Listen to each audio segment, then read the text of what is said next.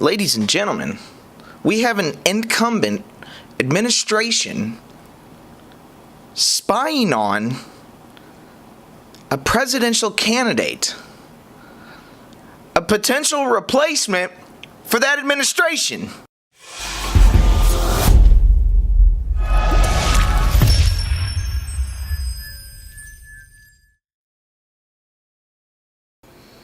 Hey everybody, Weasel here, and today we are going to start a new series. I'm going to try something new.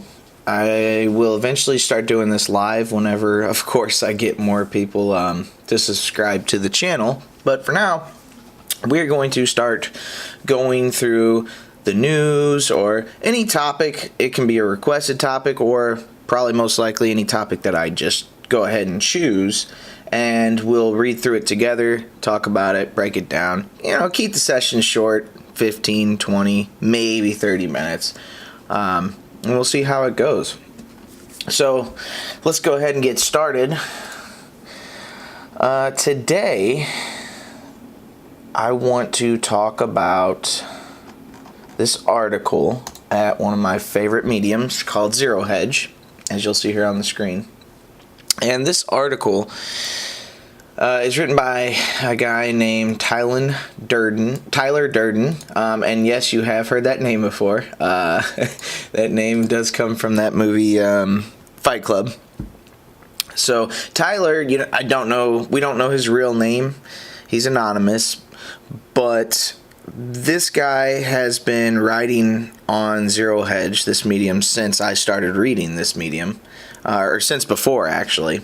So I've been reading him, and the guy, I love him to death because he's always presenting actual facts to back up what he's saying. So that's a good thing.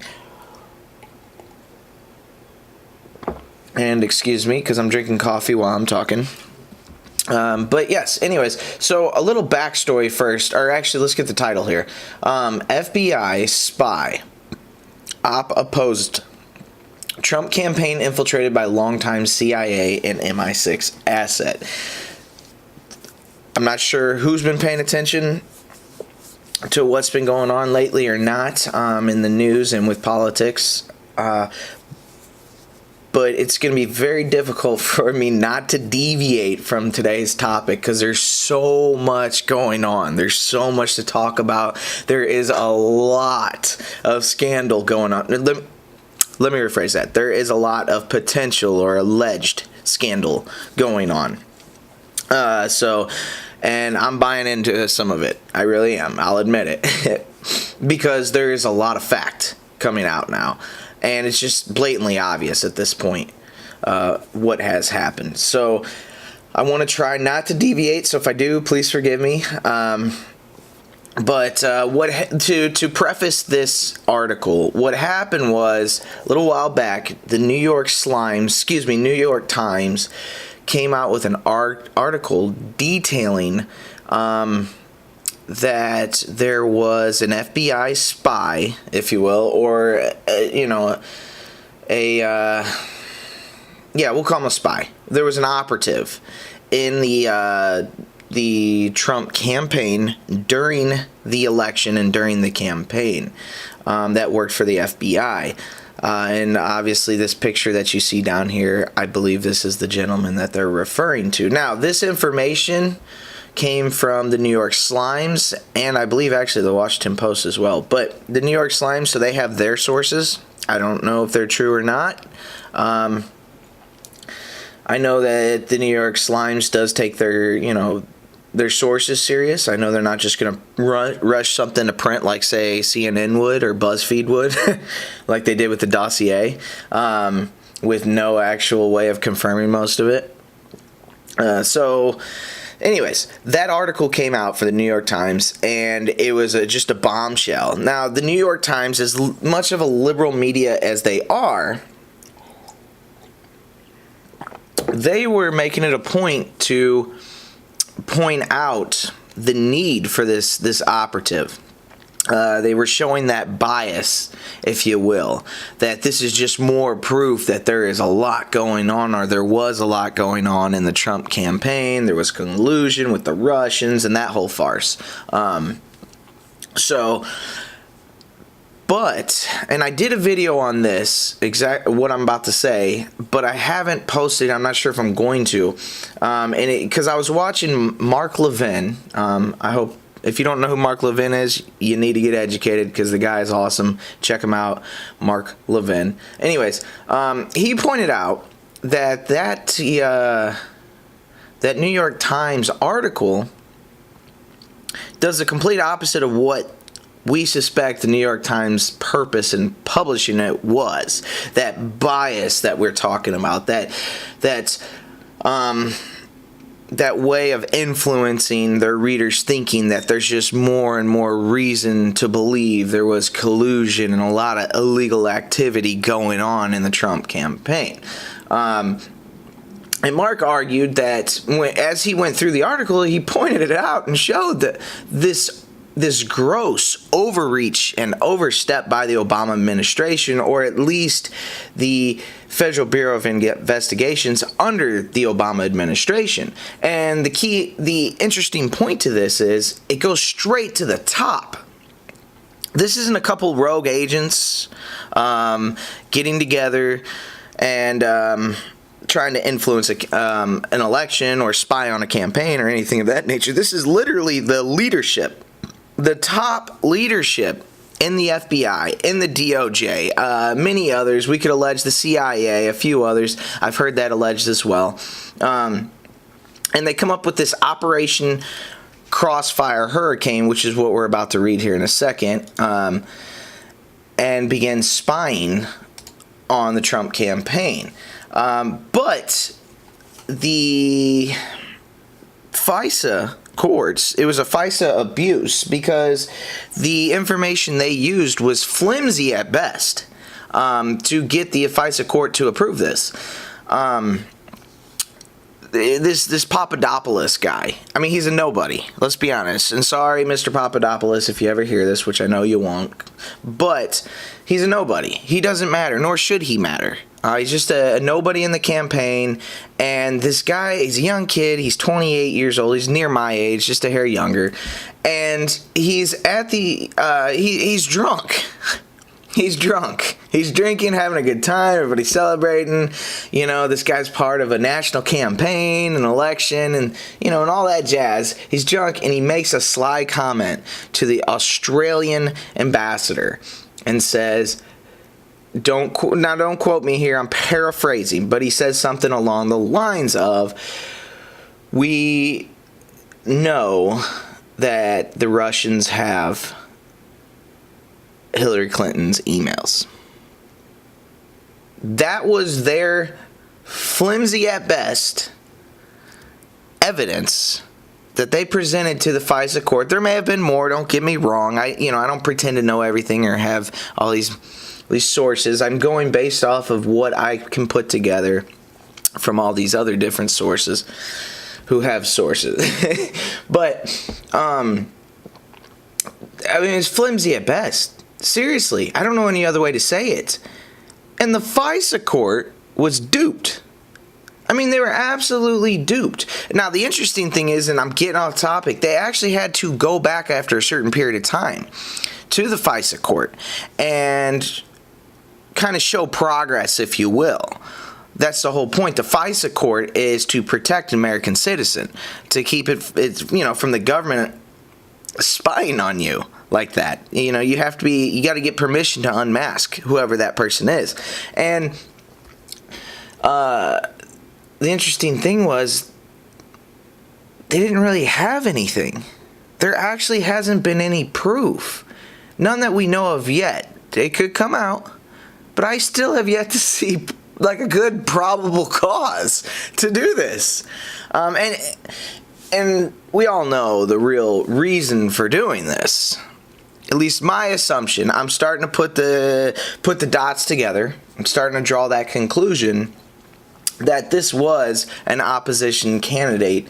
What do you call it? we'll call it like a deep state operation, to spy on the Trump campaign. They were like, it's like they were gonna find something. They knew they were gonna find something, but they didn't, and so it kind of backfired on them. They were gonna take whatever they could find, and even if it was just the flimsiest, and then spin it to get it to work. So, and it didn't work. And then President Trump ended up winning anyways. I believe they thought Hillary was going to win. I really do. I think that's why they didn't go as far as they could have gone to really influence this campaign, or influence the election a little bit more. And what do? They blame it on the Russians. This is nothing new. This Russian collusion crap, this is nothing new. Or not collusion, but the Russians sticking their fingers in our elections. This is nothing new. I don't know why they act like it is. What happened? Who was pushing this? You want to know who actually was pushing this this Russian thing? And if you go back and look at one of my other videos, you'll see it. It was Jay Johnson. He was the Secretary of Homeland Security. He was pushing this whole Russians meddling in our election. And see, now I'm getting off topic. So I got to be careful here, but that's what was happening. He's pushing this, and what did they do? Because the truth is go back to 2008, McCain campaign. The Russians did the same thing to McCain. They tried to meddle in the election. This is nothing new. China did too. We know this. Everybody knows this. They did not influence the election whatsoever. They could not have. Okay? It's set up in a way to where all the states, everything's done so differently in each state and every municipality. Hundreds and hundreds and hundreds of different places, and every one of them's different. And they're not online. They are not online. You can't just you can't go on the internet and hack them. It's not like some movie that you see where some, 25-year-old operative sitting at a little laptop and he hacks into the whole mainframe of voting in America. It doesn't work like that. There is no mainframe. That's the point. That's why it was set up that way. Anyways, I digress. Getting off topic again. Like I said, I'm sorry. It's kind of hard. Anyways, so that's what's going on. New York Times came out with this article saying that this Halper is he was an operative for the FBI in the Trump campaign. So what do we know? Well, we know that they were spying on the Trump campaign. Actually, I saw some news today, I just haven't verified it yet or checked the credibility of it, that there was possibly an additional or multiple operatives that they were trying to get into the campaign that just weren't successful. Anyways, all right, following 2 weeks of mounting speculation over the FBI's so-called, quote, mole, unquote, inside the Trump campaign, the New York Slimes and Washington Post published separate accounts on Friday detailing the infiltration of the Trump campaign. A scheme revealed in a Wednesday report by the New York Slimes in which, quote, at least one government informant, we need to highlight that, at least one government informant met several times with Mr. Page and Mr. Papadopoulos. This is important here. The Wednesday report also disclosed the existence of, quote, Operation Crossfire Hurricane, end quote, the FBI's code name for their early Trump-Russia investigation. So there it is right there. Operation Crossfire Hurricane. This was their operation to spy on the Trump campaign, or, not to mince words, I believe it was to spy on somebody in the Trump campaign. But, let's be honest. I don't even need to say it. You're thinking it as well. I know you are. So anyways, thanks to Friday's carefully crafted deep state disclosures of WAPO and the Times, WAPO meaning Washington Post, by the way, and the Times, along with actual reporting by the Daily Caller, Chuck Ross, we now know it wasn't a mole at all, but 73-year-old University Cambridge professor Stephen Halper. Let me repeat that. We now know it wasn't a mole at all, but 73-year-old University Cambridge professor Stephen Halper, a U.S. citizen, political veteran, and longtime U.S. intelligence asset, enlisted by the FBI to befriend and spy on 3 members of the Trump campaign in 2016 election. Okay, so this guy, I know what everybody's thinking is, who is this guy? You know, what do we know about him? Based off the research that I did, where'd my highlighting go? Oh, there it is. Based off the research that I did, this guy has a long-standing history in politics. He was in the Nixon campaign, the Nixon administration, the Carter administration. It's funny how he switched from Republican to Democrat, isn't it? But anyways, I think he meddled with Bush. And for sake of time here, because I'm going on kind of long here, I don't want to go pull up his information, but he's been around, okay? And he's also a Cambridge professor. So he's an intelligent gentleman, obviously. Okay, while Halper's name remains undisclosed by the New York Times and Washington Post, a quick read of all 3 articles listed above makes it abundantly clear that the American academic who teaches in Britain, described by the Times, quote, met several times with Mr. Page and Mr. Papadopoulos, end quote, is none other than Halper, whose meetings with Trump aides were revealed by the Daily Caller Chuck Ross in late March. All right, so 2 months before the 2016 election, George Papadopoulos received a strange request for a meeting in London, one of several the young Trump advisor would be offered, and he would accept during the presidential campaign. The meeting request, which has not been reported until now, came from Stephen Halper, a foreign policy expert and Cambridge professor with connections to the CIA and the British counterpart MI6. Get out of here. An MI6. Now, here's the interesting thing, and I probably shouldn't even be doing this video because at this point, I'm probably going to start losing people. They're not even going to understand what we're talking about. You got to be able to go back and start connecting all the different people together, and that's what I should do, is pump out a video on that. It gets pretty dense, but all these people, they're all connected together. All of them. And it doesn't matter if it's just on like the Trump campaign or the Hillary campaign, Democrats, Republicans. They're all connected in some form or fashion. If you really do the research on it, they're all connected. Some are more connected than others.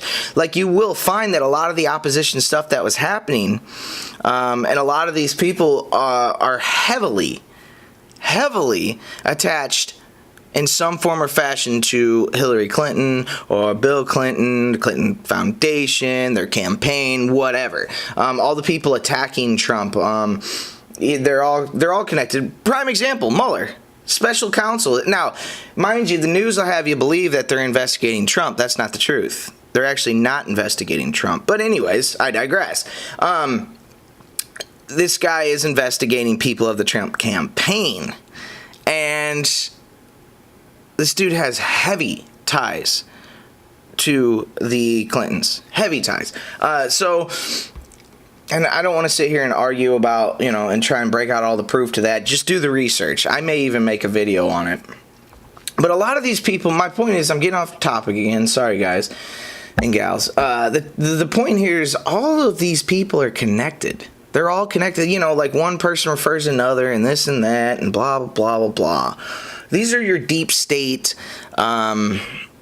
bureaucrats is what they are. This is the, if you will, the elite. Even though we pretend that America doesn't have that, we actually do. We have an elite. We're all their serfs. That's just the way they see it. They look at us that way. So they like power. They like money and power. That's what they like. Anyways, I don't know why I got off onto that. I was getting somewhere with it. Let's move forward. Halper's September 2016 outreach to Papadopoulos wasn't his only contact with Trump campaign members. The 73-year-old professor and veteran of 3 Republican administrations. See, there it is. 3 Republican administrations met with 2 other campaign advisors, the Daily Caller News Foundation learned. So the guy has big ties into the political sphere in America. These contacts are notable as Halper's infiltration of the Trump campaign corresponds with 2 of the 4 targets of the FBI's Operation Crossfire Hurricane, in which the agency sent counterintelligence agent Peter Strzok, I was saying his name, Strzok, that slime ball, and the others to a London meeting in the summer of 2016 with former Australian diplomat Alexander Downer, who says Papadopoulos who says Papadopoulos drunkenly admitted to knowing that the Russians had Hillary's emails. So there it is. That's the flimsy at best that sparked this whole thing. This is where the deep state, loyal to Hillary Clinton, loyal to the Clintons, loyal to the Obamas, loyal to the Democrats. I don't know. Take your pick. There's plenty to be loyal to. This is how they figured out they could get in. Okay, this is how we're going to do it. We're going to mix this with Russian collusion allegations and get our foot in the door. We're going to pull a FISA warrant. We're going to get the court to issue a warrant so that we can spy on the campaign and provide information to the opposition campaign, which is exactly what I personally believe they did. And we will see here soon, because I think Devin Nunes, representative in Congress, he is hot on their trail. Oh, they don't like it. You see how mad they're getting? You see how mad, like, the Democrats are getting? Even some of the Republicans, too. They're getting mad. This guy is hot on their trail. He's upsetting the apple cart, ladies and gentlemen. That's really what's happening. Because, like I said, it doesn't matter Republican or Democrat. They're all connected. You know, they scratch each other's backs. As long as they have power, they're happy. So hopefully, I hope that representative continues the direction he's going to really unravel what's going on. He can't get the Justice Department to cooperate. So now, what was the news today? What I wake up and see this morning? They're calling for an additional special counsel. They're saying, look, let's break out another special counsel to investigate what happened. We need to find out what happened. And I agree. Let's find out what happened. You know, and that's going to apply pressure on Mueller as well, if you really think about it. It will apply pressure. He's going to need to wrap this up soon if they appoint a special counsel, because of what they're going to uncover. Now, that's just my belief, of course. I don't have proof of that. It's just my belief. But it doesn't take a rocket scientist to start sifting through all this to really see what has happened and what is happening. So, and honestly, like, I don't really need to go through the rest of this unless you guys want me to. Oh, there he is right here. There he is. See, there's a young Mr. Halper. Boy, he was a lot skinnier then, wasn't he? Look at those glasses. Who's that remind you of? Looks familiar. It says here, who is Stephen Halper? After attending Stanford and Oxford, Halper worked for the Nixon administration, where he ended up in the Office of Management and Budget as an assistant director, then moved to the Chief of Staff office in the White House from 1974 to 1977. So that's some interesting information about the guy. And there's a bunch of stuff he's pointing out in here. This Mr. Durden. Thank you, Tyler, by the way. You're a wonderful guy. I agree with you wholeheartedly. And he's pointing some things out here that this is the guy. This Halper. He's the one that was providing the opposition information.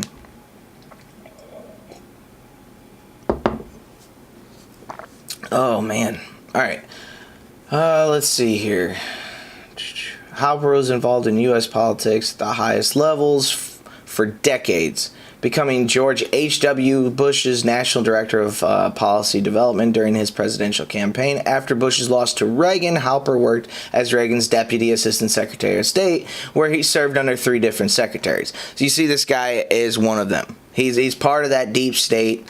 He is a bureaucrat. He's an elitist, and all that jazz. So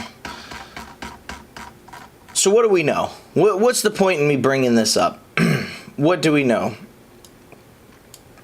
We know that most likely, yes, the FBI put at least, at a minimum, 1 operative in the campaign. And when I say operative, this Halper guy, it's not like he did. Take a look at him. Look at him. He's not your typical operative. He's not what you would see in a movie. This guy is a normal guy who's part of the inner circle, if you will. That's what it is. He's part of the inner circle. So it's very easy for him to just be there. So what was he doing? He was just slipping information. He was just slipping information to the feds. That's what he was doing. He was doing his job. He was doing his thing, but providing them with whatever information they wanted that he could get his fingers on or catch wind of. So now this is what's interesting here. This Downer guy, this Alexander Downer, who was the Australian diplomat who overheard George Papadopoulos drunkenly admitting to knowing that the Russians had Hillary Clinton's emails. Check this out. Interestingly, Downer, the source of Papadopoulos' intel, and Halper, who coned Papadopoulos months later, are linked through UK-based, I don't know how to pronounce it, so forgive me, it's like Hecklet and Company, an opposition research intelligence firm. So, I know everybody, this has been in the news, so everybody knows what that is. Now, obviously, you're thinking of Fusion GPS. There was more than one. See, the Clinton campaign was outsourcing more than one opposition research firm, is what they were doing. So this firm, founded by 3 former British intelligence operatives in 1995 to provide the kind of otherwise inaccessible research for which select governments and Fortune 500 corporations pay huge sums. Downer, here we go. Downer, a good friend of the Clintons. That's exactly right. He is a good friend of the Clintons. You know what? That needs a good old-fashioned green color, doesn't it? Downer, a good friend of the Clintons, has been on this advisory board for a decade. You see how I said a few minutes ago everybody's connected? This is it right here. You had the Australian diplomat who has been on the advisory board for a decade of this opposition research intelligence firm that the Hillary campaign paid millions and millions of dollars to do opposition research, okay? While Halper is connected to the same company through Director of U.S. Operations Jonathan Clark, with whom he has co-authored 2 books. You see how all of these people are connected? See, look. See? This guy right here, Halper? This is my point, ladies and gentlemen. This is why I'm bringing it up. And I think I'm going to go ahead and do a video on this and make it a little bit more understandable because I know I'm jumping all over the place. I know. So forgive me for that. It's hard to understand me because I get all excited and I get to thinking about more than one thing at one time. But they're all connected. That's the point. This is what I'm trying to point out. These people all know each other. They shake each other's hands. They bet each other's wives and husbands. You know, this is our America. This is what we get. These are the people who just look at us like we're serfs. This is them. This is what they do. And they cannot stand President Trump. They cannot stand the fact that he got in. They cannot stand that he has more, per se, power than them. They cannot stand it. It drives him up a wall. He's an outsider. At least I believe he is. You never know. I mean, he may be one of them too. I don't know, but I don't think he is. So, they can't stand it. They really can't. They really cannot stand it. These are the people. They think we're stupid. I mean, they really do. Or maybe they just don't care. They don't care what we think, because it doesn't matter. They've got power and they can do what they want. Prime example, look what they've done. And like I said, allegedly, in my opinion, look what they've done. You had the leadership of the FBI take the flimsiest information from people who are seriously connected to the Hillary campaign, to the Clintons, all that jazz. They're the ones that provide this information that in no way whatsoever could have been verified, including the dossier, by the way. There's no verifying all that. It's just a bunch of crap slapped together and called a dossier. That's really all it is. Somebody with a really good brain, a good mind for fiction, slapped a whole bunch of peeing on each other crap together like the rest of today's movies. I mean, this is what these people like anyways. I mean, how do they come up with some crap like that? Peeing all over each other, something about a king's bed or something. Get out of here, man. Anyways, I'm getting off track again. So the leadership of the FBI takes that to the FISA court and says, hey, we don't have much, but this is what we got. We'd like to spy on them. And the FISA court allowed it. They actually allowed it. What's the big point? Like, what's the problem? If you are thinking that right now, let me answer it for you. Never in the history of America has an incumbent administration spied on another campaign. Now, we know Nixon did, but legally. Like, legally.